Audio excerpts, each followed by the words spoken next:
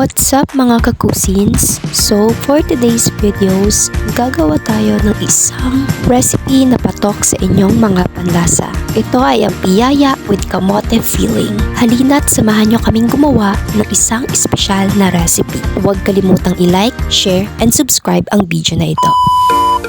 Unang step ay kinuha namin ang buto sa loob ng sitaw at pinag-ipon-ipon namin ang buto sa isang bowl.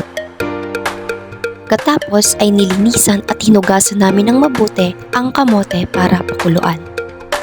Ang kamote din ay isang masustansyang pagkain na nagbibigay protina sa ating katawan. Nakakapagpabawas stress, calories at panlaban din sa sakit. So balik tayo sa buto ng sitaw. Kunin nyo lang lahat ang buto nito sa loob na parang naghihimay lang kayo ng malunggay.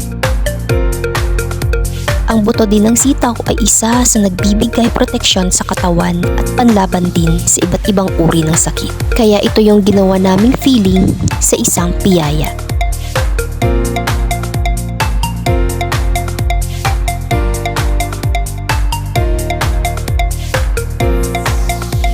Ayan, kulo na. At after mapakuluan ng kamote ay nilagay namin siya sa isang lalagyan. Pagkatapos ay binalatan namin ito isa-isa.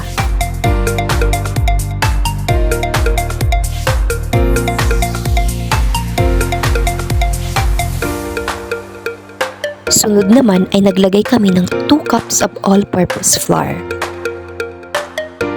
Gumamit kami ng strainer para mapino yung harina nito.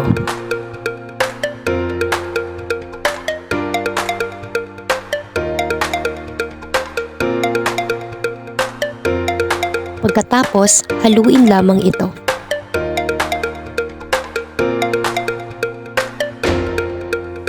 At maglagay naman tayo ng 1/2 cup brown sugar at haluin ulit ito sa harina.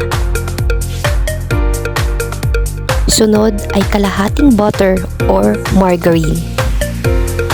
Maglagay lamang kayo ng kaunti at hatiin nyo lamang siya dahil ito yung magsisilbing dough natin sa paggawa ng piyaya.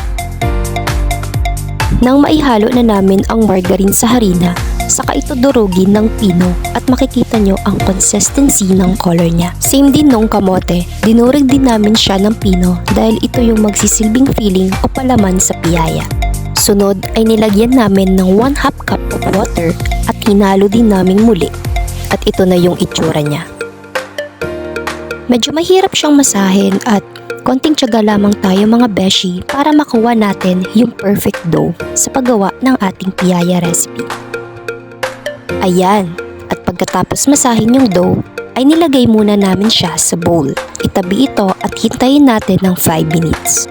Sa paggawa naman ng kamote with string beans filling, durugin nyo lang ang kamote ng pino din.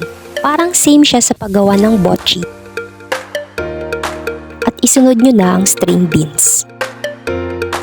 Then, inihalo namin siya at dinurog ulit ng pinong-pino.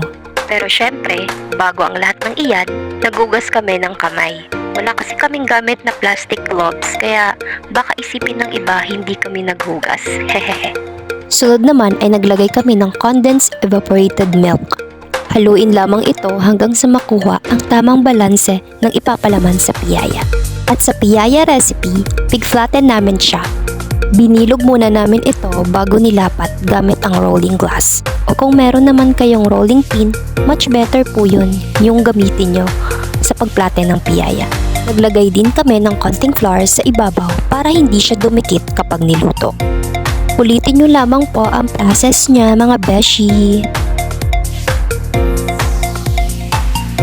Kukuha kayo ng konting filling at ilalagay siya sa gitna ng dough, saka nyo na ito balutan na parang gumagawa lang kayo ng siomai wrapper o lumpia wrapper.